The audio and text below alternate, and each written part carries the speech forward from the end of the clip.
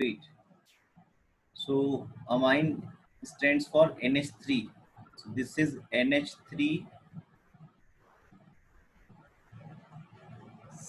6 hexa means 6 hexa amine cobalt third sulfate. Sulfate means SO4 2 negative. So ये formula तभी बन पाएगा when we know about the charge on the coordination entity. Let's say X. Cobalt का हमें known है, देखिए यहाँ लिखा हुआ है कोबाल्ट थर्ड. उसी की हेल्प से हम ये पता कर लेंगे यहाँ पे चार्ज कितना होना चाहिए एंटिटी पर. So cobalt oxidation number is +3, NH3 पे 0 into 6 is equal to X. So it comes +3. That means CO NH3 whole 6 3 positive and SO4. ये क्योंकि पॉली एटॉमिक आयन है तो मैंने इसको ब्रैकेट में लिख लिया है अनन्या, ठीक है. अब जब कंपाउंड फॉर्मेशन होगा तो वैलेंसीज इंटरचेंज होंगी. 3 will go to sulfate and 2 will go to this coordination entity and the formula will be CO NH3 whole 6 whole twice SO4 whole thrice. ये चीज आ गई थी. आकांक्षा आपने किया था ये वाली प्रॉब्लम. हाँ. This is pentaamine nitrite to O cobalt third. Pentaamine, that is NH3 whole 5 nitrite to O. So it should be written like ONO. Means the donor atom is oxygen. It should face the cobalt. So it is pentaamine nitrite to O cobalt third. यहाँ नहीं मालूम है charge कितना है entity पर. Cobalt का oxidation state दिया है +3. उसकी हेल्प से x पता कर लेंगे. Then we get the complete formula of this coordination entity. NH3 no charge into 5 plus NO2 पर -1 चार्ज रहता है is equal to x. So it comes +2 -3 +3 -1 +2. So your formula is CO NH3 whole 5 ONO 2 positive.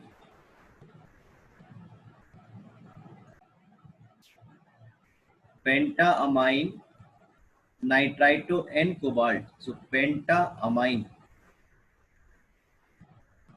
This is pentaamine nitrite to N. इस बार जो donor atom है NO2 का वो N है, इसलिए N फेस करेगा कोबाल्ट को. अगर नाइट्राइट टू O होगा जैसे यहाँ पे देख रहे हैं तो O फेस करेगा कोबाल्ट को. लेकिन अगर नाइट्राइट टू N है तो N डोनर एटम जो है वो कोबाल्ट को फेस करेगा. It is pentaammine nitrite to N cobalt third. तो कोबाल्ट का तो ऑक्सीडेशन स्टेट पता है, यहाँ नहीं पता है x कितना है. तो कोबाल्ट का मालूम है +3 प्लस NH3 पे 0 चार्ज +5. जैसे ही नया लीगेंड स्टार्ट हो NO2 पे चार्ज -1 रहता है इज इक्वल टू x. तो कितना आ गया +2 आ गया आपके पास. So your formula is CO, मैं यहाँ लिख दे रहा हूँ, देखिए this is CO NH3 whole 5 NO2 and 2 positive. This is the formula of pentaamine nitrite to N cobalt third. Potassium tetracyanide. Tetracyanide means 4. Potassium tetracyanide nickelate second.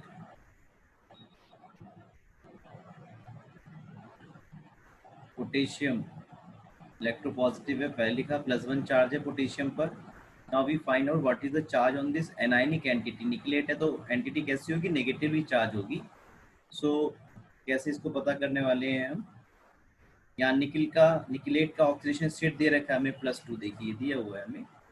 So we use +2 plus Cn-1 oxidation state रखता है into 4 is equal to x, it comes +2, no it comes -2, sorry, it is -2 is equal to x. Now we will make the formula K1 positive. This is NiCN whole 4 and 2 negative. Here is 1 positive. So valencies will be interchanged. This 2 will go here. So it is K2 NiCN whole 4. This is potassium tetracyanidonickilate second. First is tetraamine diaqua cobalt third. This is tetraamine diaqua cobalt third chloride.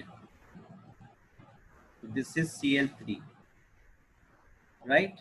This is tetraamine diaqua third chloride. इसमें आप oxidation number निकाल के एक बार check कर लो। देखो cobalt का x मान लिया आपने NH3 0 into 4 plus there is no charge on water molecule 0 into 2 plus Cl-1 into 3 is equal to 0।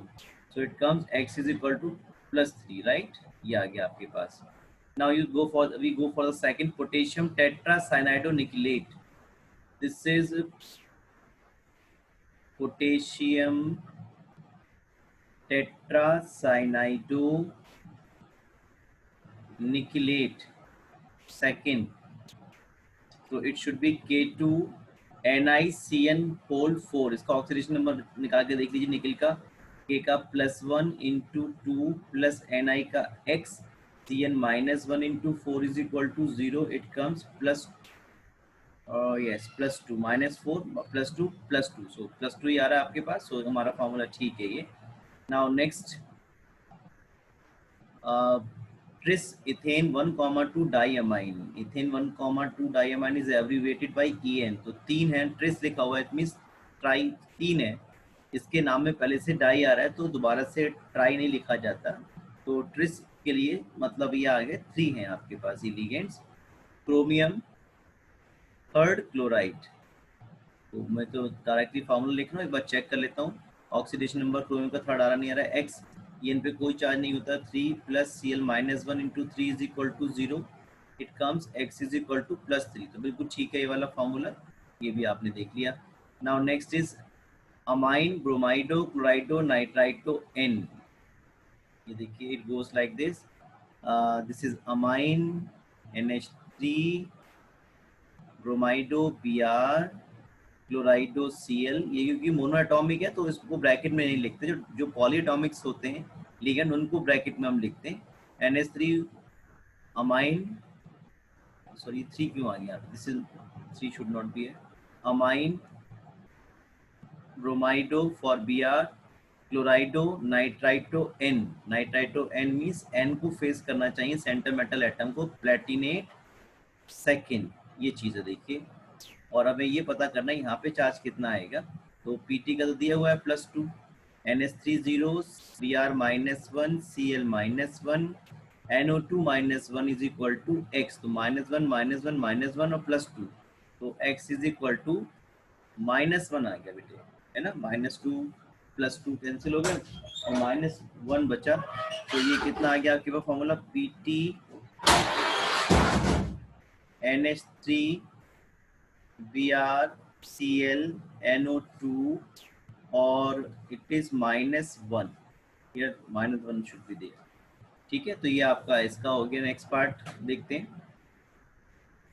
This is dichloro bis ethane 1,2 diamine. Dichloro means Cl2, bis ethane 1,2 diamine, that is En whole twice, platinum 4, nitrate, nitrate is NO3, polyatomic है तो मैं इसको bracket में लिख दूंगा जिससे कि valency exchange करते समय हमें आसानी रहेगी फार्मूला बनाते समय। यहाँ पे पता करना है प्लेटिनम का दिया है +4, तो +4 Cl -1 into 2 plus En 0 into 2 is equal to x। x comes this is 0 and this is -2, it comes +2। तो यहाँ पर ये इस तरह से Pt Cl2 En whole twice, इस पे चार्ज कितना है, 2 पॉजिटिव है, और ये NO3 पर चार्ज है हमारे पास 1 नेगेटिव। वैलेंसीज इंटरचेंज रहेंगी, 2 यहाँ चला जाएगा और ये 1 जो है यहाँ पर आएगा, तो 1 ना लिखें तो भी बात वही रहेगी। तो ये फार्मूला हमारे पास फाइनली आ रहा है Pt Cl2 En whole twice, और ये 1 हो जाएगा, और ये NO3 होल ट्वाइस। इसको आप पैरेंथेसिस में लिखेंगे, स्क्वायर ब्रैकेट में नहीं लिखेंगे NO3 को, ठीक है। तो ये आ गया Pt Cl2 En whole twice, coordination sphere आगे दोनों, और ये NO3 होल ट्वाइस, क्योंकि ये 2 है यहाँ पर, ये NO3 के साथ जाएगा, वैलेंसीज इंटरचेंज रहेंगी इसलिए। Now the last one is of 9.1 iron third hexacyanidoferrate. Iron third, ये आ गया आयरन थर्ड, हेक्सासाइनो, ये आ गया hexacyano, and ferrate third. x यहाँ पे थर्ड दे रखा है, पता कर लो x कितना है, -1 into 6 is equal to x। Hexacyano, sorry ये तो 2 दे रखा है, ये आ गया, तो ये कितना आ गया आपके -6 + 2 कितना आ गया, -4 आ गया। So it is Fe3 positive, FeCN whole 6, 4 negative, valencies interchange करेंगे, so formula become Fe4 FeCN whole 6 thrice. बहुत सी थ्योरीज को प्रपोज किया गया, जैसे VBT, CFT, LFT, MOT, but in this unit we shall confined our study and application of VBT and CFT to the coordination compounds, right? इसको हम यहाँ पे डिस्कस करेंगे। तो सबसे पहले वैलेंस बॉन्ड थ्योरी के बारे में मैं आपको बताता हूँ, और मैं डायरेक्टली इसके एप्लीकेशन के बारे में पहले बता रहा हूँ, और उसके बाद आपको मैं फिर से बताऊंगा कि VBT के क्या मेन पॉस्टुलेट्स थे। क्योंकि VBT को अप्लाई करना बहुत आसान है, ऐसा आपने जो स्टेट ऑफ हाइब्रिडाइजेशन पढ़े हैं क्लास 11 में, बिल्कुल वैसा ही है। तो यहाँ पर VBT के बेस पर जो कॉम्प्लेक्सेस हैं उनको हम 2 तरह से क्लासीफाई कर सकते हैं। एक हमारे पास है लो स्पिन कॉम्प्लेक्सेस,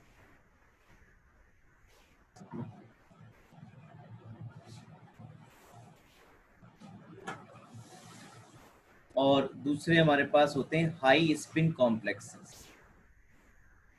यहाँ स्पिन से मतलब है मैग्नेटिक मोमेंट का, यानी कि जो हाई स्पिन कॉम्प्लेक्सेस होंगे इनका मैग्नेटिक मोमेंट बहुत ज़्यादा आएगा, और उसमें जो अनपेयर्ड नंबर ऑफ इलेक्ट्रॉन्स है वो ज़्यादा होते हैं। दे have more number of unpaired electrons. जो हाई स्पिन कॉम्प्लेक्सेस हैं उनमें जो अनपेयर्ड इलेक्ट्रॉन का नंबर है वो काफ़ी ज़्यादा रहता है, और लो स्पिन में आप समझ गए, इनमें जो अनपेयर्ड इलेक्ट्रॉन का नंबर है काफ़ी कम रहता है। ये जो लो स्पिन कॉम्प्लेक्सेस हैं इनको हम इनर ऑर्बिटल कॉम्प्लेक्सेस भी बोल देते हैं।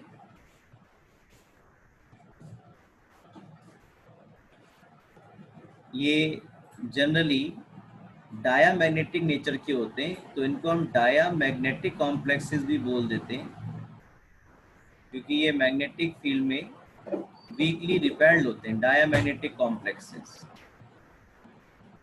जबकि जो हाई स्पिन कॉम्प्लेक्सेस हैं इनको हम आउटर ऑर्बिटल कॉम्प्लेक्सेस बोल देते हैं। ऐसा इसलिए है क्योंकि इनमें जो हाइब्रिडाइजेशन है उसमें आउटर मोस्ट शेल के जो ऑर्बिटल्स हैं वो पार्टिसिपेट करते हैं, इसमें इनर जो शेल है उसके ऑर्बिटल बॉन्ड फॉर्मेशन में पार्टिसिपेट करते हैं। तो जो हाई स्पिन कॉम्प्लेक्सेस हैं इनको हम आउटर ऑर्बिटल कॉम्प्लेक्सेस भी बोल सकते हैं, और जनरली इनमें अनपेयर्ड इलेक्ट्रॉन्स होते हैं, so they are said to be paramagnetic in behaviour, they show paramagnetic behaviour. तो पहले मैं आपके साथ हाई स्पिन कॉम्प्लेक्सेस के बारे में डिस्कशन कर रहा हूँ, और उसको एक्सप्लेन करने के लिए मैंने एक एग्जाम्पल यहाँ पर ले लिया है। दिस इज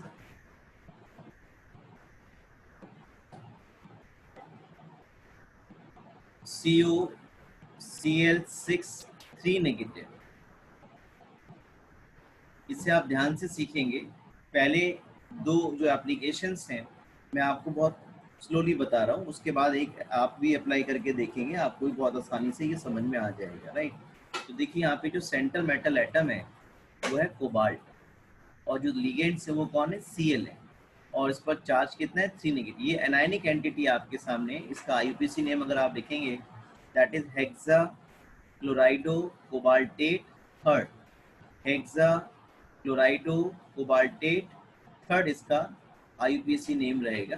कहीं कहीं बुक्स में आयंस भी लिख देते हैं तो वो भी ठीक है, हेक्सा क्लोराइडो कोबाल्टेट थर्ड आयन, तो कोई बुरी बात नहीं। पुरानी जो 2007 से पहले की NCERT है उनमें आयंस नहीं लिखते थे, लेकिन अब जो है कहीं कहीं पे आयंस लिखा हुआ आपको मिल जाता है, तो दोनों ही ठीक है, दोनों ही एक्सेप्टेबल है। तो सबसे पहले हम जो सेंट्रल मेटल एटम है कोबाल्ट, जिसका एटॉमिक नंबर 27 है, इसका EC हम लिखेंगे दैट इज आर्गन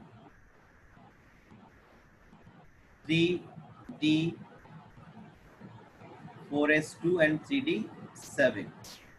ये इसका ग्राउंड स्टेट में EC है, और मुझे हाइब्रिडाइजेशन के लिए P की ज़रूरत पड़ेगी और D की भी ज़रूरत पड़ेगी, इसलिए मैं यहाँ पर 4P0 और 4D0 पहले से ही ले रहा हूँ। यहाँ पर जो कोबाल्ट है उसका ऑक्सीडेशन नंबर हम निकाल लेते हैं।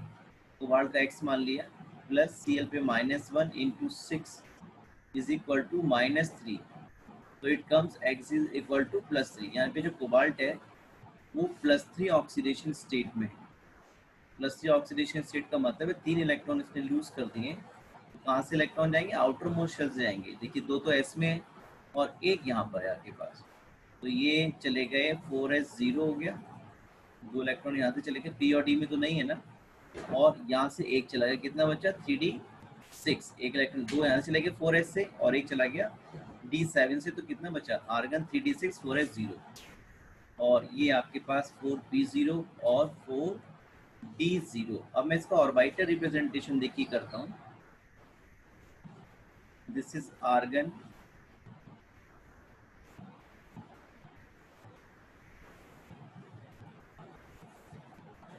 This is D6 1 2 3 4 5 6। Hund's rule के अकॉर्डिंग जब तक सेम सबशेल के हर ऑर्बिटल में एक एक इलेक्ट्रॉन सिंगली फिल्ड नहीं हो जाएगा तब तक पेयरिंग स्टार्ट हम नहीं कर सकते। तो ये 3D6 आ गया, ये 4s0 हो गया, कोई भी इलेक्ट्रॉन नहीं है 4s में। दिस इज 4P0, इसमें भी एक भी इलेक्ट्रॉन नहीं है, एंड दिस इज 4D0, इसमें भी एक भी इलेक्ट्रॉन नहीं है। अब देखिए हमें ये देखना है कि यहाँ पर लिगेंड्स कितने लिगेंड्स हैं, यहाँ पर 6 लिगेंड्स हैं, तो हमें बिल्कुल वेकेंट 6 एटॉमिक ऑर्बिटल्स चाहिए कॉम्प्लेक्स फॉर्मेशन के समय, क्योंकि यहाँ पर 6 लिगेंड है और एक जो लिगेंड है वो एक लोन पेयर इलेक्ट्रॉन डोनेट करेगा, और आपको मालूम है एक ऑर्बिटल में केवल 2 ही इलेक्ट्रॉन आ सकते हैं। अब ये 4s है, ये आपके पास 4p है, ये 4d है, और ये कौन सा ऑर्बिटल है, 3d वाला है। तो देखिए जो टोटली वेकेंट एटॉमिक ऑर्बिटल हमें अवेलेबल हो पाएंगे वो एक तो हो पाएगा ये 4s का, क्योंकि हमारे पास जो लिगेंड है Cl 6 है वो, और एक लिगेंड जो है वो 2 इलेक्ट्रॉन्स को डोनेट कर पाएगा। तो उसके लिए हमें टोटल वेकेंट 6 एटॉमिक ऑर्बिटल चाहिए होंगे। तो एक S का यूज कर लिया 3p के और 2d के, तो एक S 3p और 2d के एटॉमिक ऑर्बिटल आपस में ओवरलैपिंग करेंगे and they undergo sp3d2 hybridization, एक S का 3p के और 2d के, दे अंडरगो sp3d2 हाइब्रिडाइजेशन। और इसका ऑर्बिटल रिप्रेजेंटेशन मैं ऐसे कर दे रहा हूँ, देखिए आपके लिए। दिस इज D6 1 2 3 4 5 1 2 3 4 5 6, 3D6 है यही वाला, और जब इन्होंने आपस में ओवरलैप कर लिया है तो इन सबकी एनर्जीज कैसी हो गई, सेम हो गई हैं। देखिए 1 2 3 4 5 6, तो ये हमारे पास 6 न्यू sp3d2 हाइब्रिड ऑर्बिटल्स आएंगे, राइट। ये हमारे पास 6 नए sp3d2 हाइब्रिड ऑर्बिटल्स आ गए जिनकी एनर्जी क्या है, सेम है, इसलिए इन सबको हमने बनाया। और ये जो 3 ऑर्बिटल बची है डी वाले 4d वाले, इनको हमने अलग बना दिया, राइट। अब जब कॉम्प्लेक्स फॉर्मेशन होगा इन कॉम्प्लेक्स COCl6 नेगेटिव, तो उसमें देखिए ये वाला तरीका रहेगा, आर्गन और ये हमारे पास आ गए 1 2 3 4 5 D6 का मैं ऑर्बिटल रिप्रेजेंटेशन कर रहा हूँ, 1 2 3 4 5 एंड 6, ये वाले D6 वाले, और ये 6 हमारे पास आ गए 1 2 3 4 5 6, और ये 3D आ गए जो बिल्कुल बॉन्डिंग में पार्टिसिपेट नहीं किया, ओवरलैपिंग में पार्टिसिपेट नहीं किया है। अब जो Cl है, हर Cl लिगेंड, ये 6 Cl एटम है आपके पास, 6 Cl लिगेंड्स हैं यहाँ पर, तो हर Cl जो है अपना एक एक lone pair electron in vacant sp3d2 hybrid atomic orbitals में डोनेट कर देगा। और डोनेशन जब होगा केवल, तो जो बॉन्ड बनेगा वो कैसे रहेगा, कोऑर्डिनेट बॉन्ड बनेगा। इसको हम एक कंप्लीट एरो से शो करते हैं, जैसा कि मैं आपको यहाँ पे शो कर रहा हूँ।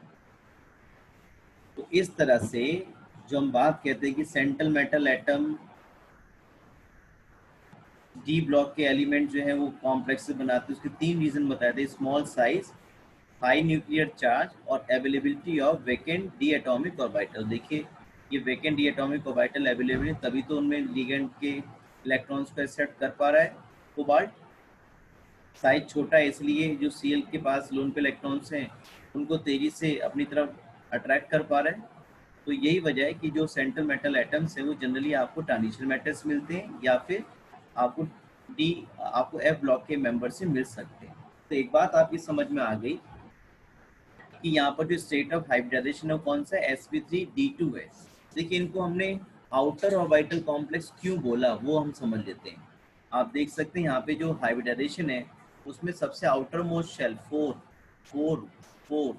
4p 4d के एटॉमिक ऑर्बिटल ओवरलैपिंग में गए, हाइब्रिडाइजेशन में गए, इसलिए इनको हमने बोला आउटर ऑर्बिटल कॉम्प्लेक्स। और देखिए 1 अनपेयर्ड, 2 अनपेयर्ड, 3 अनपेयर्ड, 4 अनपेयर्ड, यहाँ पर 4 अनपेयर्ड इलेक्ट्रॉन्स हैं।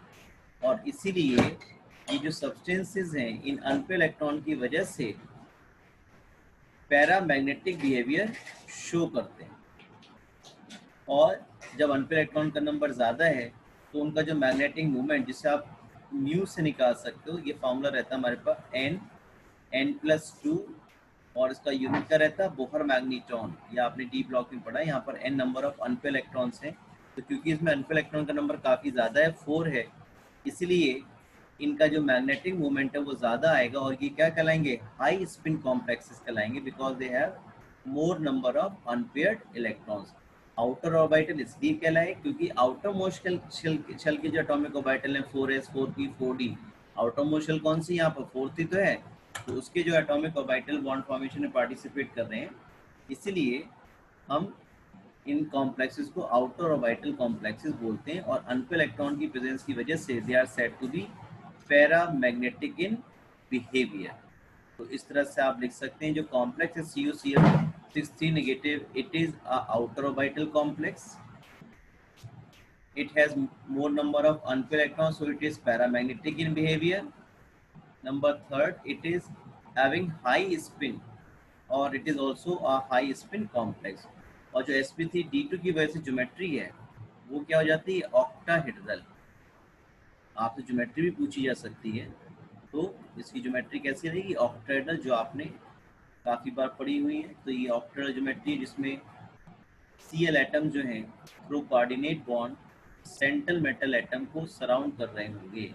तो जो कोबाल्ट है उसका जो कोऑर्डिनेशन नंबर है वो इस कॉम्प्लेक्स में कितना है, 6।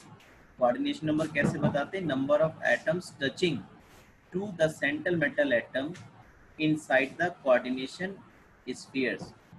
ये जो कोऑर्डिनेशन स्फीयर्स हैं इसके अंदर कितने एटम्स सेंट्रल मेटल एटम को डायरेक्टली कांटेक्ट में होते हैं। जैसे यहाँ पे 6 एटम जो डायरेक्टली कांटेक्ट में कोबाल्ट के हैं, इसलिए ये आपका एक यहाँ पे जो कोबाल्ट का कोऑर्डिनेशन नंबर है वो कितना हो जाएगा, 6 हो जाएगा आपके पास, राइट। देखिए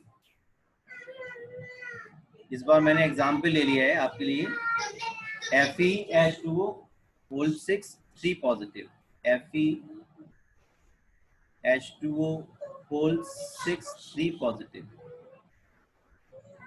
ये हम VBT के एप्लीकेशंस पढ़ रहे हैं कॉम्प्लेक्सेस में, राइट। तो सेकंड एग्जांपल मैंने आपके लिए है FeH2O होल 6 3 पॉजिटिव। यहाँ पे सेंट्रल मेटल एटम कौन है, आयरन है देखिए, और आयरन का एटॉमिक नंबर 26 रहेगा। इसका EC अगर आप लिखोगे तो आर्गन 3D6 4S2 4P0, भी मुझे अभी जरूरत पड़ेगी इसलिए मैं ऐसा लिख के चल रहा हूँ स्टार्टिंग से ही हाइब्रिडेशन के लिए। और Fe का ऑक्सीडेशन नंबर अगर आप यहाँ निकालेंगे तो वो आ जाएगा X, मान लिया Fe का, H2 पे कोई चार्ज नहीं होता, इंटू 6 इज इक्वल टू +3, कितना आ गया, +3 चार्ज आ गया आपके पास। तो Fe को अब आप +3 ऑक्सीडेशन स्टेट में EC लिखेंगे, 2 इलेक्ट्रॉन जाएंगे S वाले और एक जाएगा यहाँ 3D6 से, तो it is that 4S0 and it is 3D5। यहाँ पे कितना हो जाएगा, 3D5 हो जाएगा आपके पास, ये इलेक्ट्रॉन एक यहाँ पर कम हो जाएगा। So it is 3D5, ये वाली कंडीशन आ गई 3D5 4S0। अब यहाँ पे देखिए लिगेंड्स कितने, 6 ही हैं। तो ये 6 लिगेंड्स जो हैं ये अपने जो इलेक्ट्रॉन्स हैं वो इन 6 वैकेंट डिएटॉमिक ऑर्बिटल में डोनेट कर पाएंगे। तो ऐसा तभी हो पाएगा जब 6 वैकेंट डिएटॉमिक ऑर्बिटल यहाँ पर अवेलेबल हो।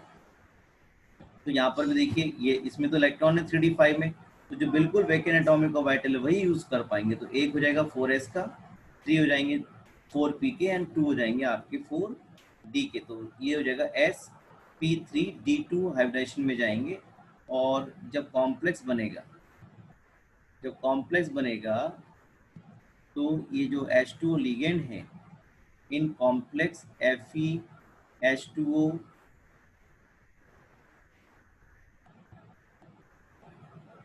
होल 6 3 पॉजिटिव में जो वाटर मॉलिक्यूल्स हैं वो अपने इलेक्ट्रॉन्स को डोनेट करेगा इन वैकेंट डिएटॉमिक ऑर्बिटल में। तो ये आपके पास H2O के मॉलिक्यूल है जिसमें डोनर एटम ऑक्सीजन रहता है।